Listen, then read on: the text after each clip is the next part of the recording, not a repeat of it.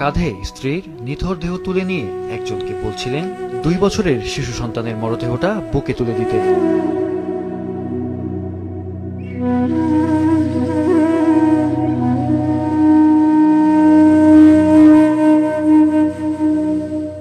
এরপর পাশে কান্নায় ভেঙে পড়া ছোট্ট মেয়ের হাত ধরে নির্বাক হয়ে হাঁটছেন এক বাবা।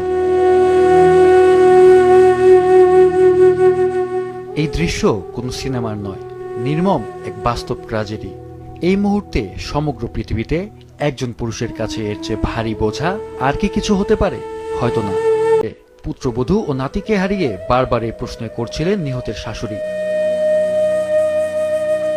আমি এটা কি করবো, আমার সোনার চান জায়গা গায়ে আল্লাহ আল্লাহ, এটা কাড়া ভিনবো, এটা কাড়া ভিনবো, হ্যাঁ এটা কাড়া ভিনবো, আমার সোনার চান গেছে।